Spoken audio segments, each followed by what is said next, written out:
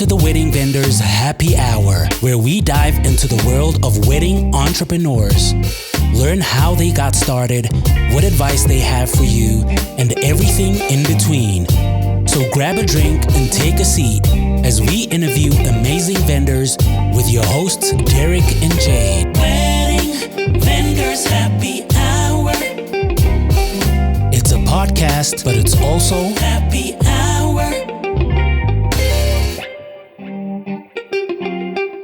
What's up, vendors? Welcome back to another episode of the Wedding Vendors Happy Hour. My name is Derek with Derek Preciado Photography. And I'm Jade with Jade Preciado Events. Today we have the pleasure of chatting with Leah from Dreamcatcher Artistry, a seasoned wedding professional in the hair and makeup industry with over 2 decades of experience.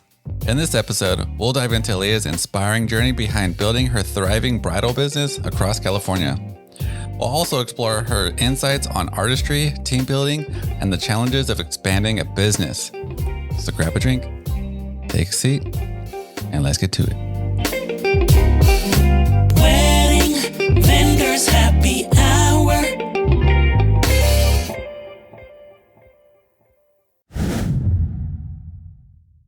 Hey, what's up, Leah? Thank you so much for taking the time to be on our show. How's it going? Good. Thanks so much for having me. I'm so excited to chat with you guys. Yeah, of course. And we're super thrilled to get down into the makeup industry side of things where you shine. And hair. Oh, and hair. So, but before we do, we like to always ask, what do you do? How long have you been doing it? And what's your favorite drink? Yeah. So this essentially marks year 20 of doing hair and makeup. Wow.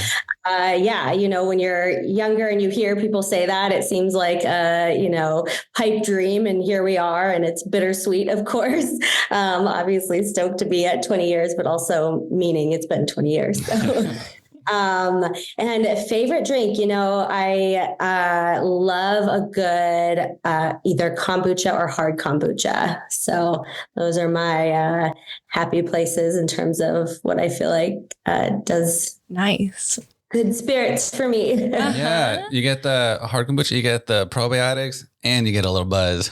Yeah, it's kind of what, drinks don't always do well with me. So I feel like kombuchas always tend to be pretty good. Yeah. More approachable. Yeah. Super approachable. So we want to get into a little bit more of you, like your background and some inspiration. So one new question that we've thought of, so you'll be the first that we're asking, Right. is what did you want to do when you were a little kid? And did you ever think you'd be where you are now? Yeah, I mean, I definitely, my mom was a very creative person. So I definitely was always kind of involved in crafts and the arts and that sort of thing. Mm-hmm. Honestly, I didn't even know that hair and makeup to this caliber was even possible or even really an opportunity that young. It wasn't so much a goal at that time other than just like a real passion of mine. I was definitely always that young girl that would get up early and get myself ready, throw all the glitter, do all the crazy stuff to my hair, just to go to school, make my mom braid my hair in crazy ways. But as far as specific things that I wanted to do growing up, I think it was all just kind of the normal, girl, I want to be an actress. I want to, do all those things, which were, I can't act or sing for the life of me. So definitely better behind the scenes. That's crazy. That's awesome. Yeah. Oh my gosh. And tell us about more of the recent days of starting Dreamcatcher Artistry. Can you share the story behind the creation and what inspired you to start your business? Yeah. So definitely, it's been a journey. I'm very, proud that I've been able to just keep this going for as long as I have. Yeah. I started down in Los Angeles doing a lot more film and print work. That was my initial goal once I was really kind of creating a career. But at the time, as fun as that was, I got to do some really amazing shoots, got to travel all throughout the United States, do some really neat things. But, you're working very long days, 12+ hour days on certain shoots and stuff like that. And, I wasn't really ready to get locked into living in LA the rest of my life either. So I'm born and raised in Santa Barbara. And I had always kind of done some events and bridal stuff on the side. But, like I said, that wasn't my kind of goal initially. And then I did start doing a little bit more bridal work in Santa Barbara with another team. I was very fortunate that they trusted me to be one of the lead on their teams, quite fairly young, I was in my early 20s. And that really is what kind of opened my eyes to realizing how much A, I loved bridal, and B, how you can make a career out of it. So really kind of learning from them and just learning what this avenue of this industry is about was really an eye-opener for me. And that was around the time that I kind of transitioned into really focusing more on bridal. I moved back to Santa Barbara for a little while, and that's where I really flourished and was able to really build my company. That's when, we got to the point where it's like, okay, we're becoming a company, or I'm becoming a company. Let's create a name and do the whole thing, and bring on other artists and, kind of grow and flourish. And it was really awesome and organic. And, I was lucky early on that I felt like it just kind of flowed into what it was. And, when I'm starting out in LA, I was doing, of course, when you're doing hair and makeup or a lot of production work, you have your side hustles just to keep yourself going. And I was also very fortunate to work as a personal assistant for an editor. He did a whole bunch of stuff, but he really kind of taught me a lot of business work and, what it takes to be kind of that back end. And I really, I liked that as well. So I have this kind of two-side. I really like the art of it, hair and makeup, but I really like the back end and keeping organized and keeping all my systems in place too. So it's really fun for me to be able to do both. And I honestly don't know if I had to choose one or the other. I don't know what I would do because I like both for their own, different respects. So I grew in Santa Barbara, and then my boyfriend at the time, now husband, we moved up to the Bay, San Francisco, for a change of pace. We wanted to, attempt to live in the Bay for a little while before we thought about a family. So we moved to San Francisco, and then I really wanted to kind of build a team up there, keeping my artists working in Santa Barbara. And, took a little while just to kind of really establish myself. But I did end up getting, again, my side hustle, but I got a job teaching at a makeup school. And that had to have been the best thing that came across in that time, so that I could, not only meet other instructors that were amazing already that I was able to bring onto my team, but also train artists and kind of get top picking of who, was really nailing it and who I could really guide. So that's really was kind of, that starting off point for building up there is really, that's the hardest thing, is finding, artists that I can trust that are to my caliber, all, the 9, just employees, right? They're not employees, but, that's always the biggest, struggle with businesses. So that's kind of how my San Francisco branch kind of came about. And then we were up there, and I got pregnant, and we wanted to get a little closer to family. So we moved down here to the Slow area. We're over near Pismo Beach in Oceano, and then kind of worked on slowly building this area. I was, pregnant, had a baby, so it was very slow to roll. And then now my husband is full-time back end with us as well. So we got a lot of, that's been a really exciting kind of switch from, all of that, COVID and all this stuff. So he's full-time back end as of last year. And then now we're kind of working on expanding back down into LA. So we're trekking along. Dang. Oh, goodness, you have a whole empire and like an endless supply of, backgrounds and experiences that have brought you here. Oh my gosh, there's so many questions that were popping up in my head along the way. Yeah. So let's focus on my first question. How has your personal journey, like in you said film and print industry, has that influenced the way that you approach weddings or do hair and makeup for weddings? Good question. Yeah. So, there is a variation of the style you're doing. I mean, on film, you sometimes have 20 minutes. You sometimes, what I love about bridal is I can say how much time I want, within, reasoning. But, that's been one thing that I like is like, I get to kind of dictate these things instead of production dictating it. However, that was, being able to kind of think on your feet and work fast and stuff is really, important in so many aspects of this. And then, when you're in LA, you're working with all kinds of people. Actors are their entirely different breed, right?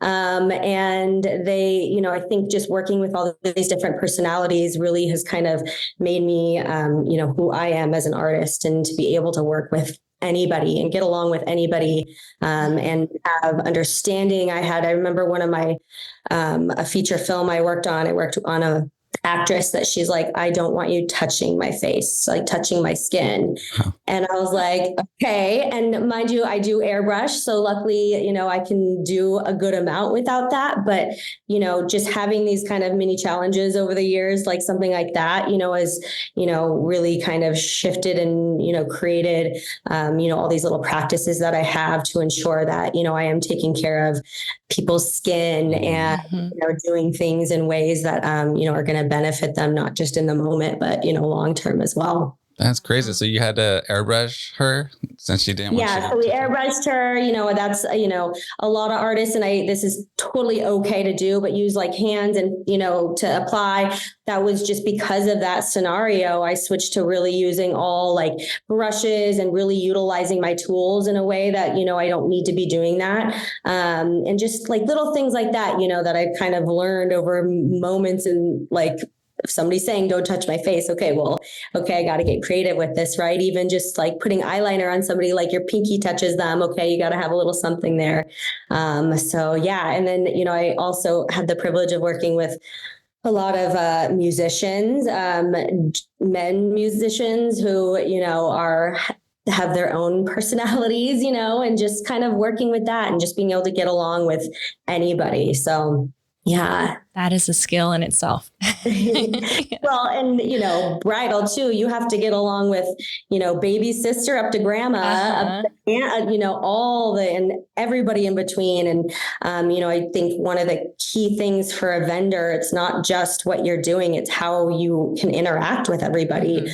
And for us specifically, we're in people's faces for at least 45 minutes, an hour, and that's one service. It's like, you have to be able to keep somewhat of a conversation or just make sure they're, feeling comfortable in your chair. That's huge, helping them feel their best. I mean, that's, and pamper them and all of the things. Yeah. And a lot of people come from, our industry has evolved so much in the last 20 years, many industries have. We didn't even have social media when I started. I had a book portfolio that I had to go down and show people, so very, very different. But we didn't, have the same capabilities that we have now. Right. Then I think, that kind of strengthens you as an artist, just kind of being in for the long haul and being able to kind of evolve through that. Mm-hmm. So speaking of evolving, let's get into team and growth. So what you got, Jade? Yeah. Can you tell us about your team and how you ensure they provide like your same standard of top-notch service? Yeah. Yeah. I have the best team. I'm so fortunate to have the people. I still have my first hire from Santa Barbara when I actually officially started the company, like 14 years ago. She's still rocking Santa Barbara for me. And, I just feel so fortunate to, have come across these artists' lives and just to be able to work alongside them and provide them work, and to keep them working. Especially these years are just so up and down. And, when I can offer work, I'm so happy to do that. But yeah, that's definitely the most challenging thing is to find artists. And again, I feel like in a sense, I've been lucky, some of my Santa Barbara artists, have been through kind of word of mouth. We worked together, so I kind of already knew their caliber of work. So I was able to, bring them on and already kind of know what to expect in terms of what they provide and who they are and their personality. San Francisco, a lot of these people were my students. They were, other instructors I worked with. So I really knew them, and, could trust them on these jobs. And then from there, I'm really particular about who I bring on in terms of knowing, like, are they connected? Are they referral from another artist? It's definitely really hard to just find artists. It's a big world out there, right? We also, I really try to find artists that can airbrush and are doing, different types of lashes, individual lashes and strip, all these just kind of little things, plus having our general aesthetic, people they see your aesthetic, they're expecting that, right? Yeah. But then also to have a range as well, and to be able to, just because the bride might want a specific look, you're going to get everybody in your chair that might have variations of that, know how to work on mature skin, that sort of stuff. So I really try to vet the people that I bring on. And a lot of that just comes down to, who knows them, how are they getting them, and then working alongside them and stuff is really where that kind of lies in terms of finding that trust and being able to work them into that. Wow. That's crazy. So you do have, your team is branched out in like Santa Barbara. Are they still in San Francisco and you're in Pismo? Yeah. So my largest team, it would be up in our San Francisco. It's, based in San Francisco. It's Bay Area. The thing about Bay Area, you're going all the way up to Healdsburg, Napa, down to Carmel, right? So there's just a bigger spectrum of amount of weddings. And then it's a bigger city, right? I'm going to be able to access more artists. So that's definitely my biggest team and the most busy. And then Santa Barbara, just because that's so well established at this point. And then, this would be SLO area would be my smallest. And then, LA would be my smallest, just because we're still kind of branching into that. Dang, you guys are taking over the world.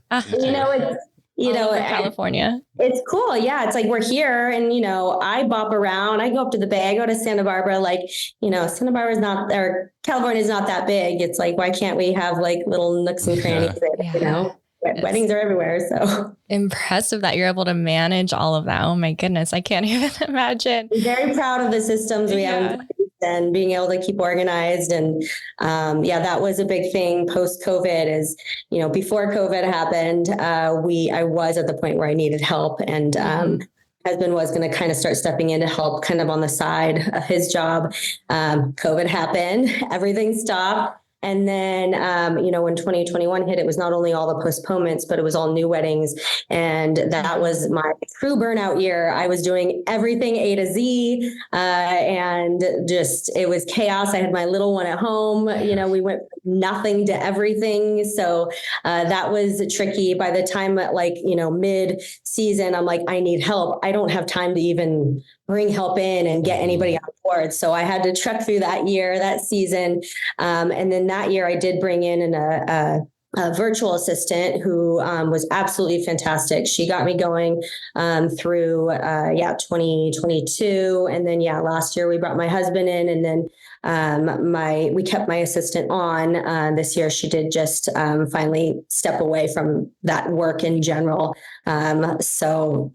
Which is fine, just because we have the ability to do it between my husband and I. But it's been ever evolving, but it's definitely very, it's really cool to have done something yourself for so long and then get to the point where you can hire somebody. And, that's always a big kind of pill to swallow, because you're not used to spending that on people but once you have that help, you realize how did I not do that prior, and then of course, finding good help. She was amazing off the bat. I didn't have to I know it's hard to find people that know what they're doing and you can trust them with everything business, I think that was a big fear of mine too, is like, how much can I let somebody in and trust them?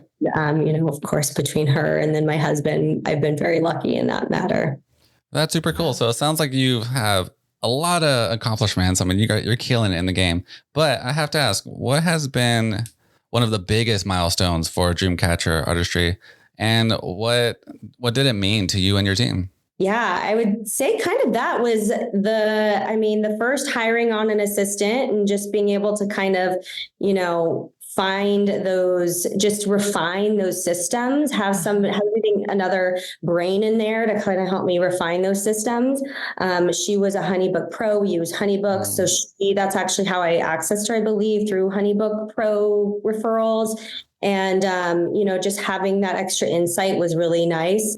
A huge milestone was being able to bring my husband on back end. Like we're like a family affair now, and the flexibility that has brought us as a family has been just, twofold. It's just, you can't even, explain that when he's going from like a 9 to 5 to being able to be home, and we don't have to worry if kid gets sick, who's going to stay home and all those things, and then me just being able to take whatever job that I would like to take or can take, not have to worry about childcare is huge. Something you don't think about before you have a kid, how much that you have to think about, all the little things with that. So I'd say those are kind of like my biggest milestones. And then, just honestly, even kind of getting through COVID, starting COVID, we all have our COVID story, right? But, I'm sure everybody had their moments of, are we going to even have an industry again, right? So, that was a tricky one. But then to come back and feel like not only are we coming back, but coming back stronger was pretty cool. Hey everyone, it's Derek. And Jade here. We hope you're enjoying this episode of the Wedding Vendors Happy Hour. We wanted to take a quick moment to share a great way you can support the podcast. That's right. If you love what we do and want to help us keep bringing you amazing content, consider buying us a coffee. It's super simple. Just head over to buymeacoffee.com/Wedding Vendors Happy Hour or click on the link in the show notes below. It's just a small gesture that makes a big difference. Every coffee helps us cover production costs and keeps the show running smoothly. Plus, it gives us that extra boost we need to bring you even better episodes and amazing guests. So if you want to support the show, head over to buymeacoffee.com/Wedding Vendors Happy Hour and buy us a coffee. Thanks for your support, and let's get back to it.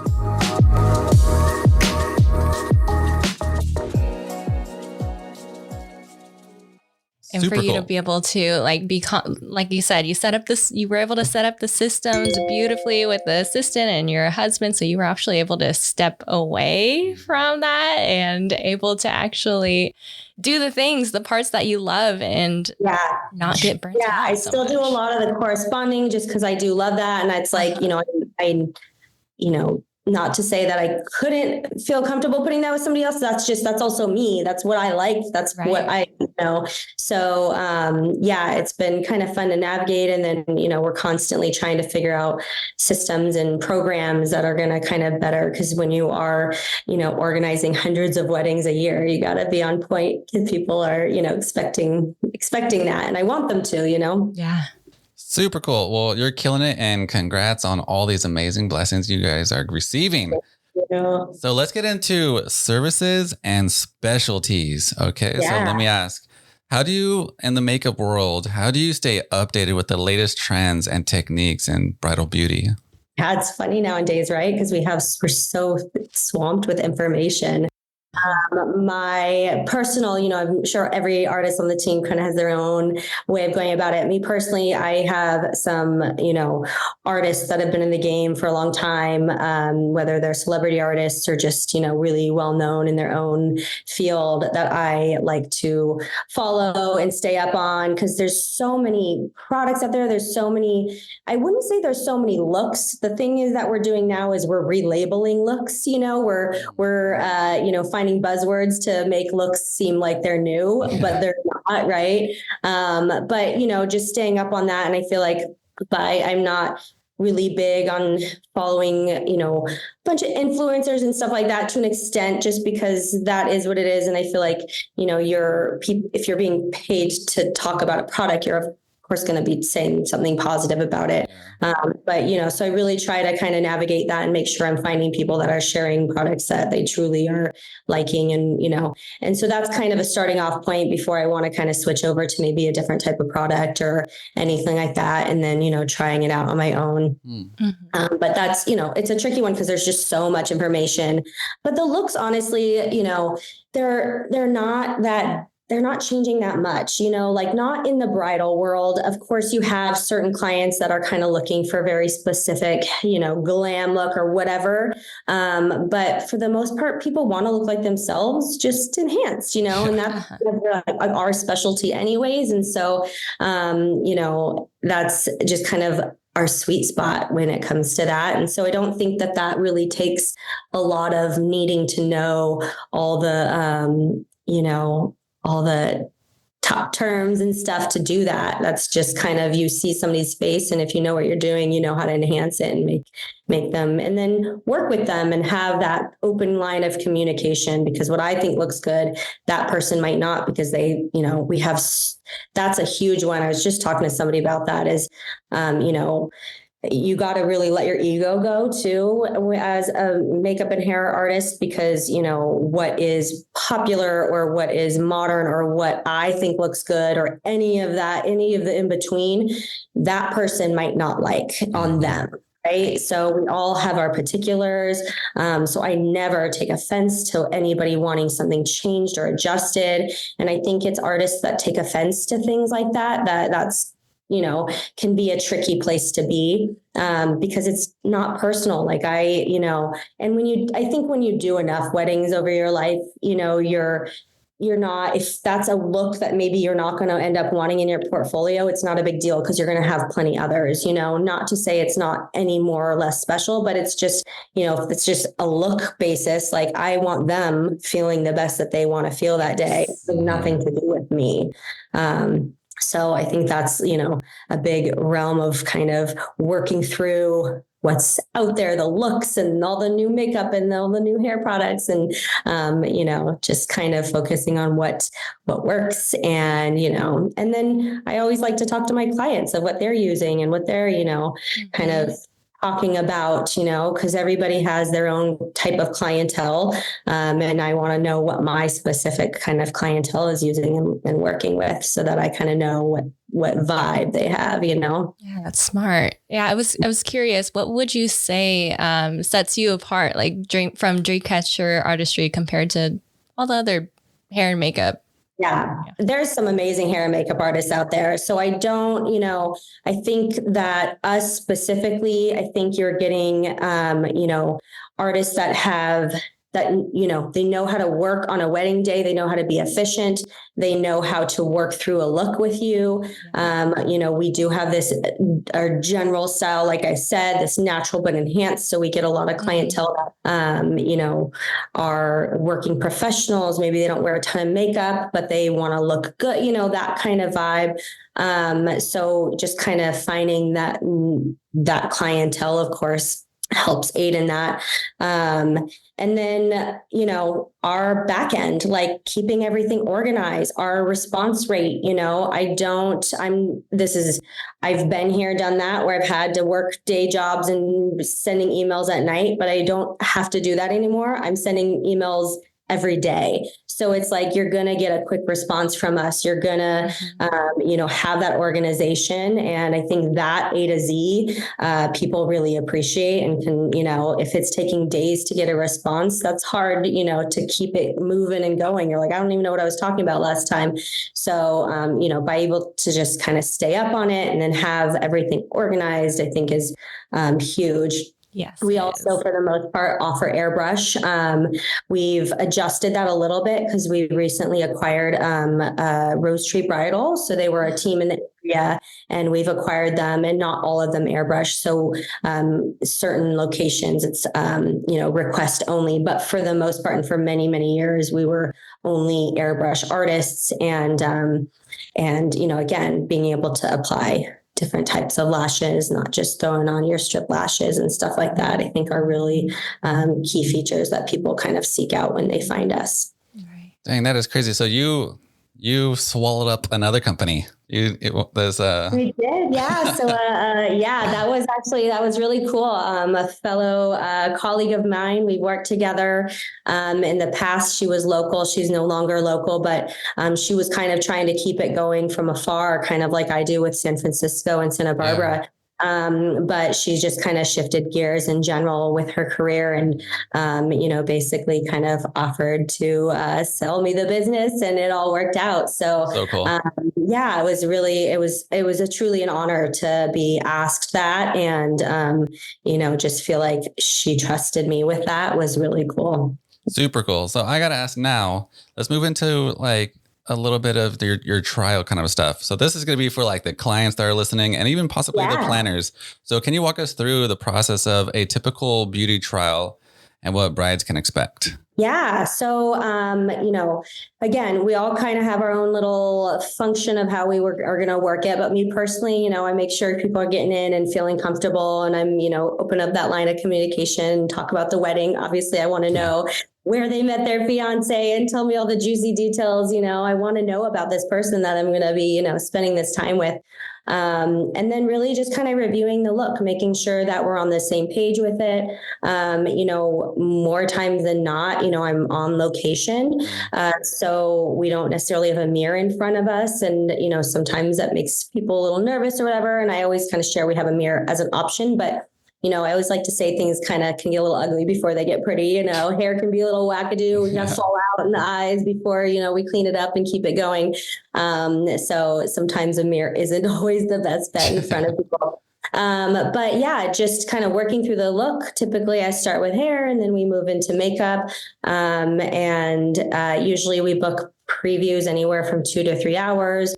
The wedding day, we're a little closer to 2 hours that we book out, but we obviously want more time on the preview to really get to know each other, and B, just kind of talk about the look and, really find time to make those tweaks and adjustments to get it right.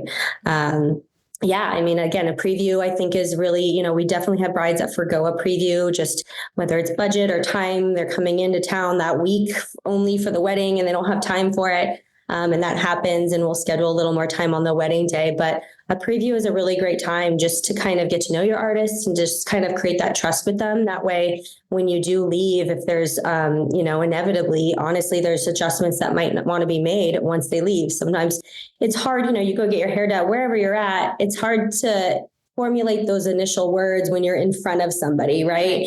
You're taking it all in. You're trying to kind of figure out, what do you like? What don't you like? What's me? What's not me? And I really like to ensure our clients that let's get it as close as we can, leave for the day, then tell me, take lots of pictures, see in different lightings, we're indoors for a trial, but when you're going to have your wedding outdoors, we definitely want to go see it outside real quick to, all these things are, really imperative to make sure that they're feeling 100% confident moving into the wedding day.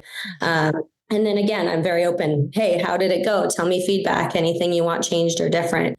Again, without any reserve and no ego with it. Like, I'm here to make you feel good. So yeah. I love that approach, and that you encourage them to share feedback too. Cause that's like the biggest thing about a trial is be able to make any minor edits that will make them feel their best on wedding day. Yeah. So. And it does, again, sometimes that feedback isn't formulated right away because they're just taking it all in. So, I'm definitely big on wear it for the day, take pictures, go out, do what you need to do to kind of sit in it and tell me how it wears, right? Everybody's skin is different. Everybody's hair is different. What might work for you might not work, it can work differently for everybody. And we have so many tools in our belt that we don't just do this one look. We don't just do this one hairstyle. We can do a lot of variations and stuff to make sure your curls hold correctly, or they do fall the way you want them to, or, all these things. So, it's hard to, I think that's part of what a preview is being comfortable enough with your artist that you can provide feedback and feel confident that they can make that work on the day of. Yeah. Super cool. So how do you handle situations where a bride isn't sure about the look she wants? Yeah. So, it's funny, you get both ends of the spectrum, right? You get brides that are very particular about their look, and then you get brides that have no idea what they want. And I wouldn't say one is easier than the other. They just kind of have their both navigation and working through. But yeah, if they're not really sure at all, I always kind of err on the side of less is more anyways. We can always build from there. I think often if people see themselves with too much makeup on, it's really hard to revert them mentally back from that. It's always easier to kind of ease them into maybe a fuller look. But I always like to find that middle ground between what are they feeling in person and then how is it going to photograph, right? Mm-hmm. So I want that in between. I want them walking around feeling confident and not overdone, but we also don't want you to look washed out in photos when you're outside and it's 100 degrees out. So I think just again working through them, discussing with them, definitely at the end letting them know any changes can be made to wear it for the day and get comfortable in it. Every now and again I'll get brides that aren't sure if they want to wear lashes.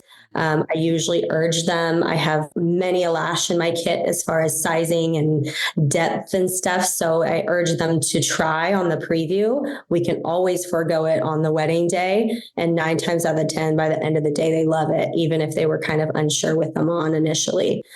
So I think a lot of what makeup is just kind of getting it on and then feeling it out and having time to do that without somebody even there, right? To be like standing there and expecting an answer. But we do, we have a pretty thorough style questionnaire that we send out before every preview, and we collect all their inspiration photos. So again, part of the systems that we have all these in place to ensure that we can get that. So not only me, but my artists can show up as prepared as possible. We know if they have allergies, we know, sensitivities, stuff like that before we're even showing up. So we have an idea of what to kind of somewhat expect. And with the option on these, our style questionnaire of, I have no idea what I like. That's fine too, but at least we know, and I think inspiration photos are also really good. A lot of, sometimes we'll have brides unsure of like, I don't even know what I like, but it's good to kind of, even if you're showing us photos you don't like, just to kind of get us a feel for where your level is, but usually people can find things they like. And I always love the one, like, I don't know if I like the makeup or the model, right? Because these half the time they're, these stunning models and stuff wearing these looks. And, but it still gives me a good feel for where they're going, what their approach is, or what they're kind of formulating in terms of a look. Have you ever had grooms where they're like, oh, my shine, can we like figure it out? We do offer a grooming service. Yeah. Oh, you do? It's hit or miss on, they're not used a whole lot, but sometimes we definitely have done it and we can do it. So our groom package includes like hair styling. We don't cut or color. We're not a barber, but hair styling. And then, any kind of brow grooming, shine, any concealer. And sometimes we do that. Honestly, every now and again, I'll get over to a groom and they're like, do it. They're not even really like expecting it, or sometimes it'll be like, oh, groom got a little bit of a black eye. Like we gotta go, it's all over the board. But my husband and I actually years ago, were talking about kind of maybe figuring out a grooming branch. And I know some in the area have done that. We haven't quite gone that direction yet, just because it hasn't been requested enough to really have to find groomers and stuff, not groomers, but like barbers and stuff to really navigate that. And, not to throw anybody in the bus, but I've heard barbers are really hard to connect with and stay on point with and hear back from. So not to say they all are. I have a friend with a barber shop up in San Francisco, and she said it can be challenging. So I'm like, they don't get there yet. But we have, some of our artists do some men's grooming, and we get those every now and again. Yeah, I just think it's very just under the radar because I never knew makeup artists provided that service. Yeah, it's definitely not something that's huge, but I think honestly, it's kind of comes down to like, not a lot of men are wanting that. They're not gonna, they kind of know how to style their hair for the most part. And, and it needs to be like, unless we're shifting rooms from the bride to the groom, they're not together. There's a lot of logistical stuff with it. And then sometimes there's not enough grooming services to bring in a whole artist for. So there's just kind of logistical things that I find might sway against that sometimes. But sometimes we'll have same-sex weddings and we'll do a whole bunch of groomsmen and stuff, which is cool. So yeah. Super cool. Yeah. Do you have any more advice that you can share for any brides who are currently planning their wedding as far as their beauty regimen goes, or any beauty tips or tricks to achieve their perfect look for their wedding day? Yeah. So I would definitely just kind of start off in, taking time to browse Pinterest. It can be overwhelming, but just kind of having a feel and pinning a few looks that you gravitate towards. That doesn't have to be like, anything specific, but just those things that you gravitate towards, I think are beneficial.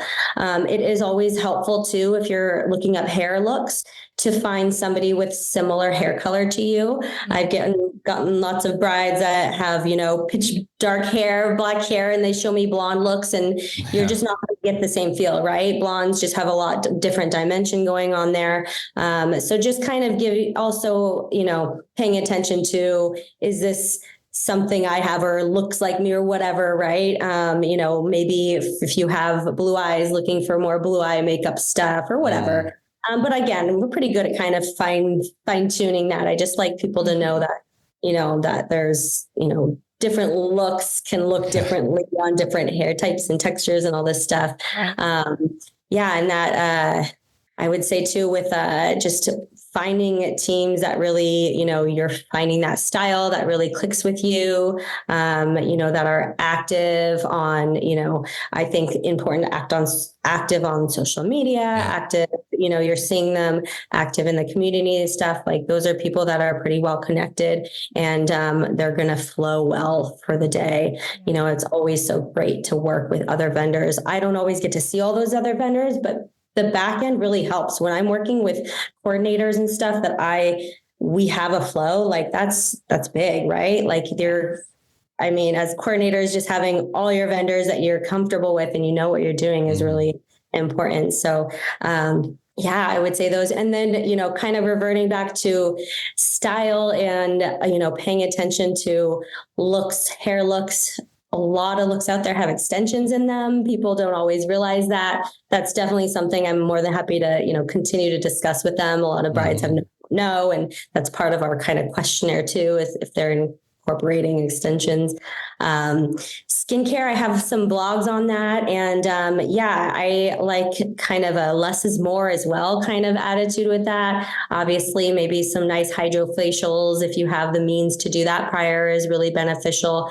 But just kind of keep your routine like simple and the same up through the wedding. That way you're not throwing in new products that can potentially do breakouts or give you little rashes or whatever. It's, we've definitely had our fair share of those things, and stay out of the sun. There you go. We get so many brides that, end up with like burns from their bachelorette or whatever, or at least please wear their sunscreen. So, not the end of the world, but obviously, there's only so much makeup can do, and you're not going to want to be covered in makeup if you don't have to be. Not to say that we can't help with that, but you don't want to be covered with makeup on your wedding day. So definitely stay out of the sun. Crazy. So I have two questions here. And this is going to go towards my photography team buddies in this world. Okay. So my question is, when you speak to a client on your trial and stuff, do you ever ask them what kind of photography style are you looking for? Because if they say like, oh, I'm looking at this person, you see it's very dark and moody, like that orange look and stuff, it's going to like change your makeup that you're putting on. I don't know if they want like a light look, but then the makeup that the photographer has a dark look. Yeah. So how do you go about that? Good question. So not in particular, although I do, on our initial questionnaire before booking, we have a questionnaire we send out, and that's what helps formulate our agreement for them. And, we do ask a few of the key, top vendors that are going to affect us as far as their planner, their photographer, and their florist. Yeah. Obviously, we want to know all their vendors, but we don't want to overwhelm them on the initial questionnaire. Right. So those are kind of the top ones that affect us. So, usually we'll make note of who that photographer is, but not so much to the point where that's going to affect how that conversation goes, because ultimately we want them walking away feeling however they want to feel, no matter what the ultimate, end is. Yeah. Said, I'm open to your feedback on that. If you've seen some things that really affected makeup that, maybe, I could incorporate into our, structure of that? I love that question. I think that's really great. I'm big on working closely.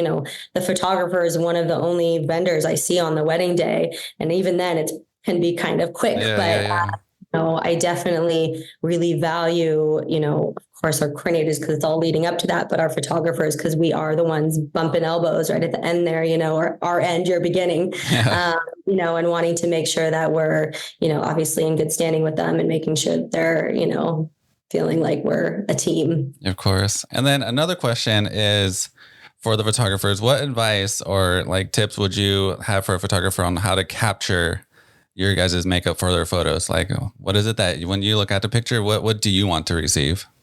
Yeah. I mean, as all photographers know, lighting makes such a big difference, right? Having that outside, I love those golden hour photos are always primo, right? Yeah.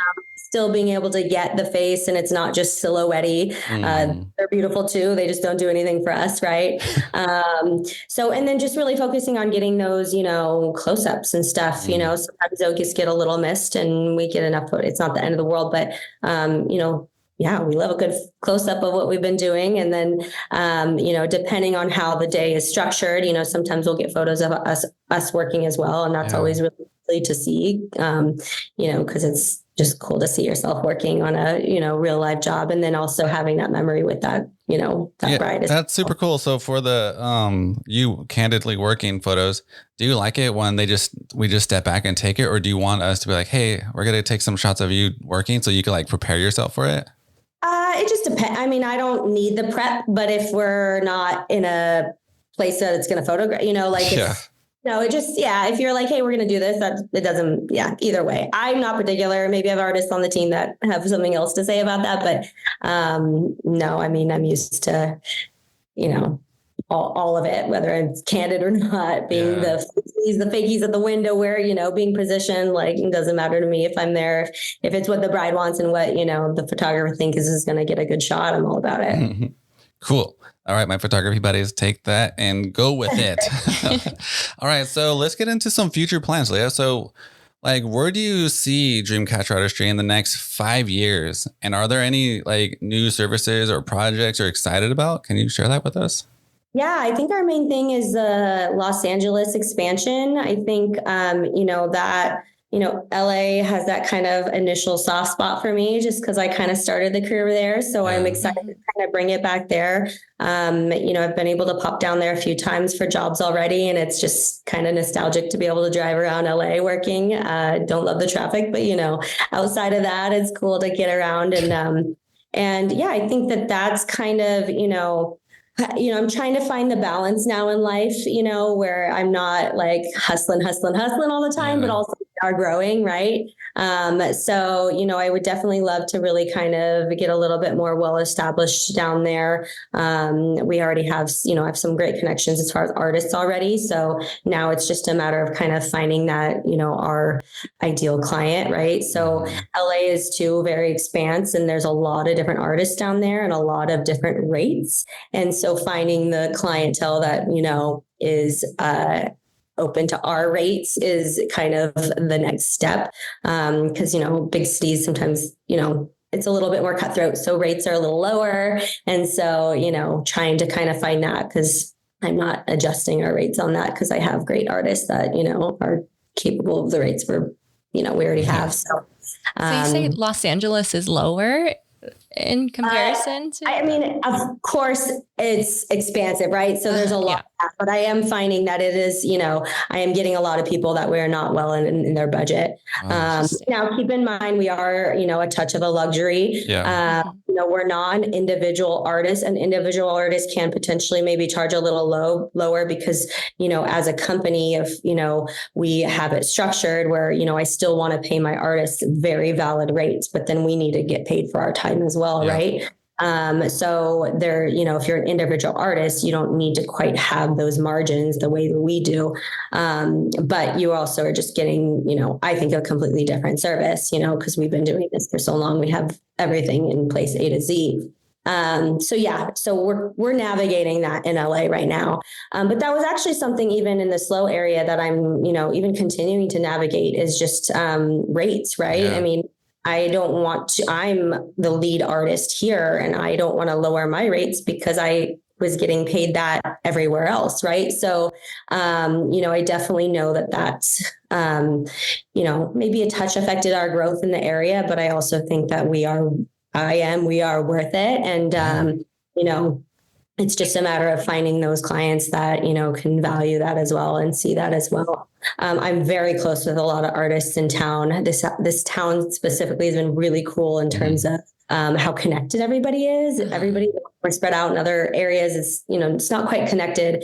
Santa Barbara is probably a little bit more now, but when I actually lived there 10 years ago, not so much. It's still kind of flourishing as an industry, but. Yeah, and Bay Area is just so spread out. It's harder to really connect. But here, a whole different ball game and really amazing and very open. All my, artist friends are really open to discussing how they handle business and stuff like that. And we all do it so differently. Mm-hmm. I can imagine as a bride, yes, you're gonna, you have to navigate that, right? Like yes, maybe they don't take a retainer or they take, they do things just differently. They have to kind of pick and choose. And, I think it matters. Again, it's a matter of kind of finding that client that, can value what you already have in place. For sure. Yeah. So all of this taken in, you have such valuable, insight and advice to have shared. What has been the most rewarding part of your journey with Dreamcatcher Artistry? Yeah, I've seen silly memes about working for yourself and how it's like, you don't want to work the 9 to 5, but you end up working 24/7. Yeah. And that's very true. But I will say it's so what I love about it is the flexibility with it, like, of course, yes, I'm giving up, my weekends and stuff like this, but I have, I can take a doctor's appointment whenever I can, make it to, my kid's stuff. He's luckily not really into sports yet, so we don't have to worry about Saturday morning sports. But, I've been able to be at all these things I want to be at. So I think the flexibility that owning your own company and not having to do a bunch of side hustles to make it work has been the most rewarding to, over the years, having these little kind of side hustles or, working for like other teams and stuff. And then to kind of gear out of that. And I'll still help with other artists in town and stuff if I'm available. That's, I don't mean I'm like out, but just no like major side hustles and to finally be like, okay, not only have we,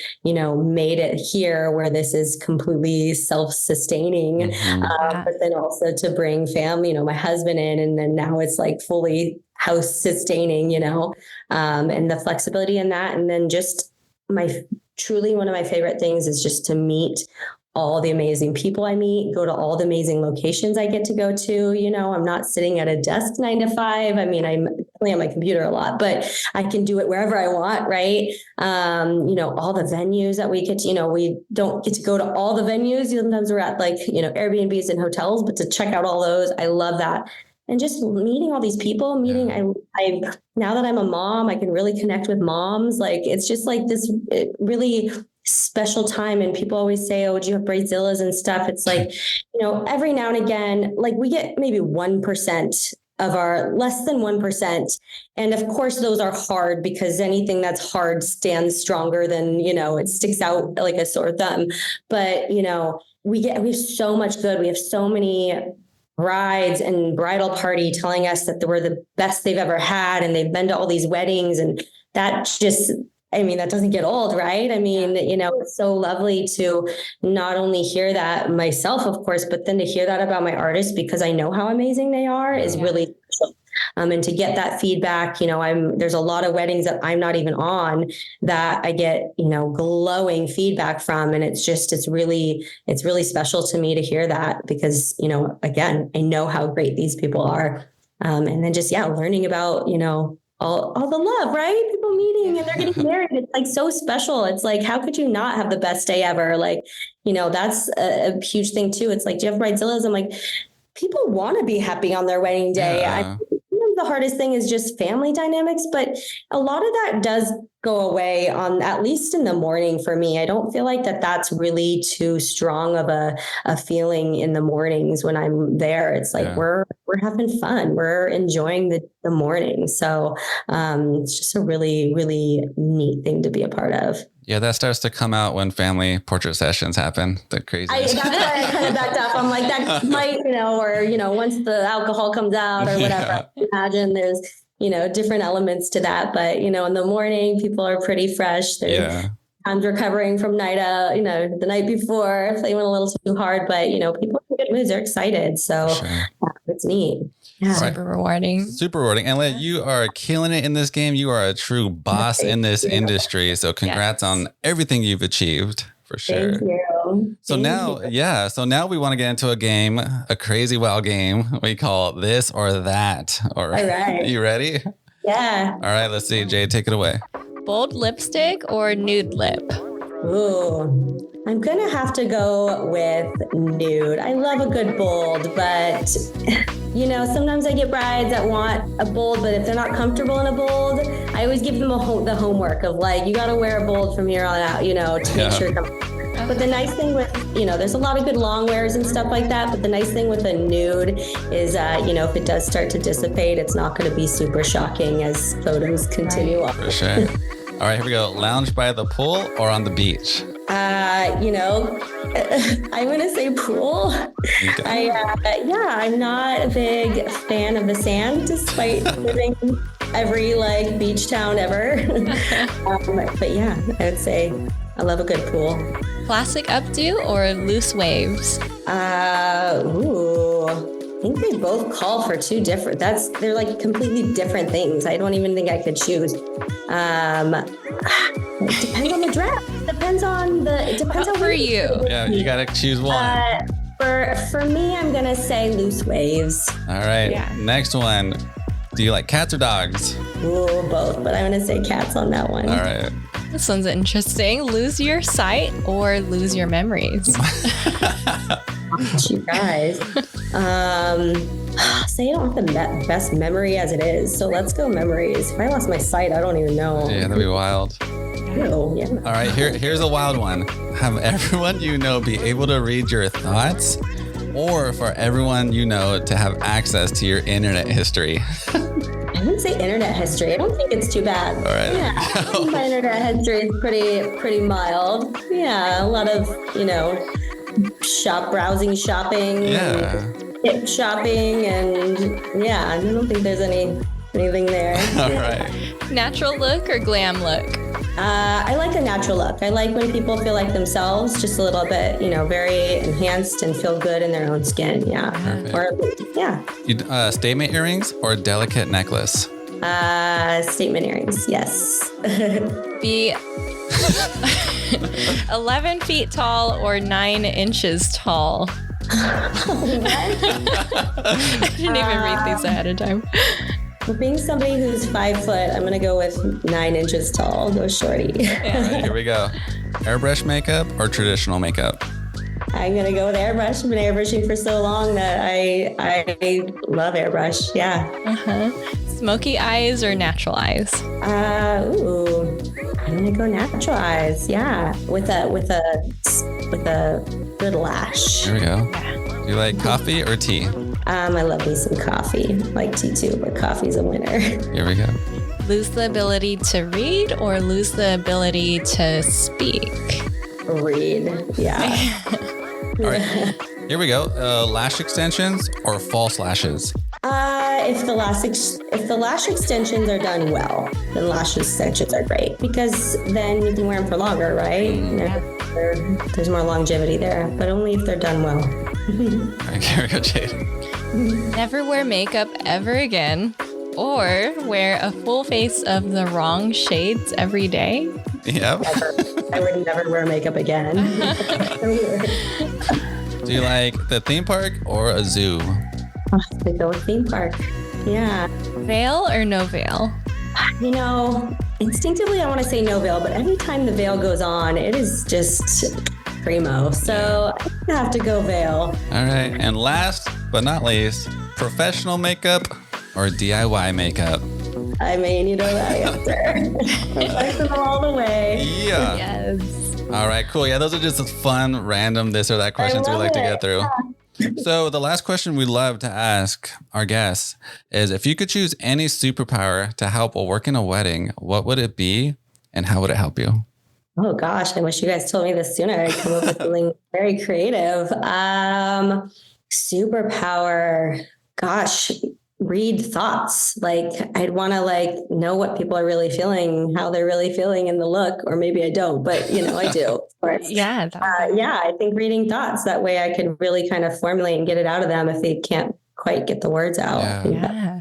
That'd be good. They'll be like, oh, I like it. But then you would read their brain and be like, oh, but this kind of looks weird on me a little bit, huh? Because they don't want to say it. You're like, oh, let me fix this. And like, oh my God, that's amazing.